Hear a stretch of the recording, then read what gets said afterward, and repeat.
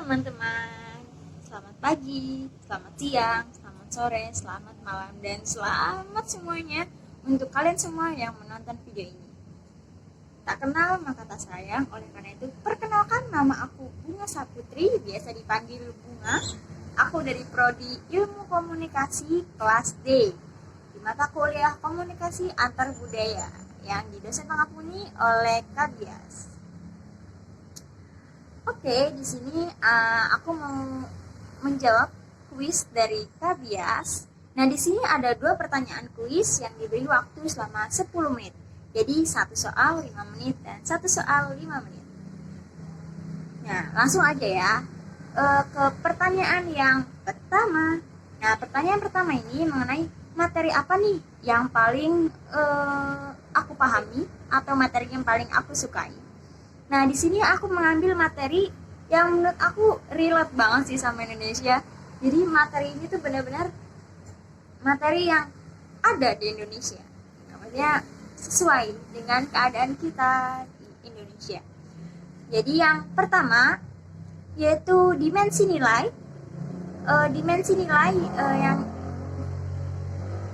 Yang pertama adalah dimensi nilai dari Hofstede. Nah, dimensi nilai ini aslinya ada 6 ya. Ada 6 dimensi nilai, namun karena waktu yang terbatas, jadi saya mengambil 3 nilai dimensi saja. Masuk yang pertama yaitu adalah individualism dan kolektivism. Nah, apa sih individualism dan kolektivism itu? Jadi individualism ya individualis, sendiri-sendiri, perorangan. Nah, kolektivism adalah sekelompok orang atau banyak orang. Jadi dia banyak orang gitu ya, berkelompok. Nah, jadi individualism dan kolektivism adalah dimensi nilai yang dipakai oleh suatu kebudayaan masyarakat. Nah, contohnya kayak misalnya mayoritas orang Asia yaitu menganut budaya kolektivism atau kebersamaan. Ya, sepertinya Indonesia ini terkenal akan kerjasamanya, gotong royongnya. Nah, sedangkan kalau misalnya budaya Barat, itu mayoritas dia menganut budaya individualism atau sendiri-sendiri. Seperti contohnya Korea. Nah, di salah satu video YouTube yang sering saya nonton yaitu Kimba Family. Jadi Kimba Family adalah channel YouTube yang isinya cerita keluarga, satu keluarga yang terdiri dari 2 budaya, yang satu orang Sunda, yang satu orang Korea. Jadi dia nikah dan tinggal di Korea. Pada pertama kali tinggal di Korea ini, ternyata orang yang Sunda ini kaget. Ternyata orang Korea itu kalau misalnya jalan sangat individualis sekali. Jadi mereka jalan cepat tanpa melihat kanan kiri gitu, tanpa ngelirik-ngelirik gitu, tanpa menyapa juga. Jadi nggak ada deh yang namanya punten, mangga, nggak ada kayak gitu, nggak ada. Jadi mereka individualis aja, mereka jalan sendiri-sendiri dan ya udah sesuai sama tujuannya, nggak ngelirik kanan kiri, nggak ada kayak gitu ya. Nah, kemudian yang kedua ini adalah penghindaran ketidakpastian. Nah, penghindaran ketidakpastian ini itu juga terbagi ada 2, yaitu ada penghindaran ketidakpastian yang rendah dan ada penghindaran ketidakpastian yang tinggi. Nah, maksudnya apa nih? Penghindaran ketidakpastian ini maksudnya bagaimana sih cara kita mengatasi suatu masalah yang terjadi gitu. Jadi kita nggak tahu nih apa yang akan terjadi 5 menit kemudian. Kita nggak tahu apa yang akan terjadi 10 menit kemudian, 1 minggu kemudian, sebulan kemudian, atau bahkan ketika saya berdiri dari sini, dari tempat duduk ini, saya nggak akan tahu apa yang akan terjadi nantinya gitu. Jadi ada beberapa orang yang mereka membuat strategi untuk menanggulangi atau untuk mencegah jika terjadi sesuatu nantinya kayak gitu. Nah, ini juga ada penghindaran ketidakpastian juga ada 2, ada high dan ada low. Jadi ada penghindaran ketidakpastian yang tinggi dan ada penghindaran ketidakpastian yang rendah. Nah, penghindaran ketidakpastian ini contohnya adalah Jepang.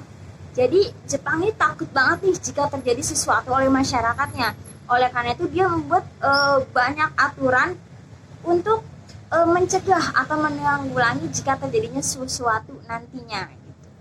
Nah, kalau misalnya yang rendah, yang penghindaran ketidakpastiannya rendah, yaitu sepertinya Indonesia tentunya. Jadi Indonesia ini negara yang slow. Nah, kalian juga merasakan kan? Indonesia ini negara yang slow. Jadi ya udahlah, lihat aja ke depannya gimana. Lihat aja apa nantinya deh. Kalau udah ada yang kena, baru deh dibikin undang-undangnya. Contohnya apa? Yaitu yang pelecehan. Salah satu contohnya adalah kasus pelecehan seksual.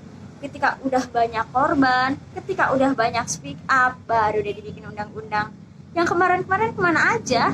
Padahal kemarin-kemarin juga banyak loh yang kena, cuman belum banyak yang speak up. Ada yang speak up, namun belum dilakukan tindakan yang tegas. Nah, itu ya. Kemudian yang ketiga ada power distance. Power distance adalah sejarah kekuasaan. Nah, power distance juga ada dua. Ada high power distance dan low power distance. Apa sih yang maksudnya high power distance itu? Nah, yang high itu tuh maksudnya memanggil seseorang dengan sesuai nama jabatannya. Jadinya yang high itu seperti misalnya di Indonesia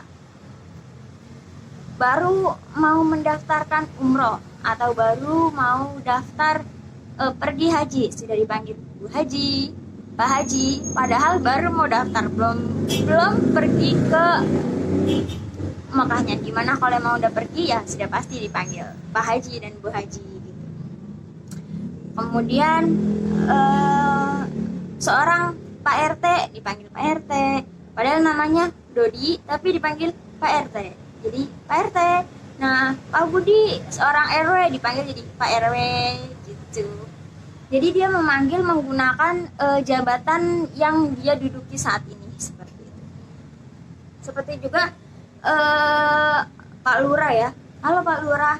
Nah, atau misalnya ketua atau kayak ketua OSIS. Halo Pak Ketos. Biasanya kayak gitu ya kalau misalnya di sekolah-sekolah. Nah, kalau misalnya yang low ini berarti mereka tidak menggunakan jabatan yang mereka duduki. Jadi mereka memanggil sesuai nama mereka. Kalau namanya Pak Dodi ya, halo Pak Dodi. Nah, namanya Pak Budi, halo Pak Budi.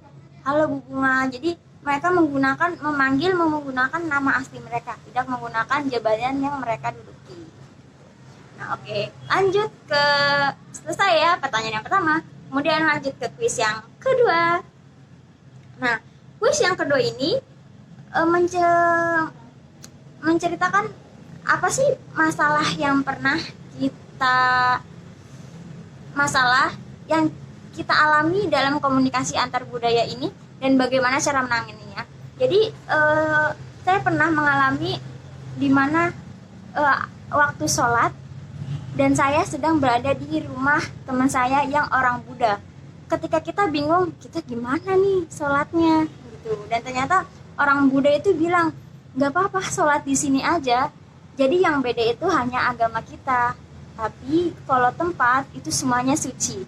Jadi di mana saja kita bisa sholat, seperti itu kata dia.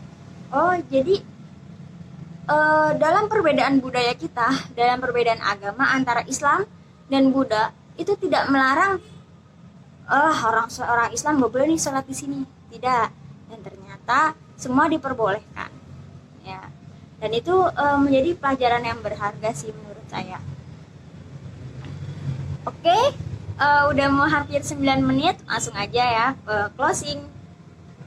Nah, jawaban kuis ini saya buat dan saya bikin sesuai dengan pemahaman saya, dan saya bikin sebaik mungkin dan sejujur-jujurnya. Saya bikin dengan sejujur-jujurnya. Saya bikin dengan sebaik mungkin, semaksimal mungkin. Semoga kuis ini bisa menghasilkan nilai yang maksimal mungkin, semaksimal mungkin. Terima kasih untuk Abias, terima kasih untuk waktunya, terima kasih untuk ilmu-ilmu yang telah diberikan kepada kita. Semoga Kak Abias sehat selalu, panjang umur, dan berkah dalam hidupnya. Dan saya Bunga Saputri, sekian dan terima kasih. Dadah.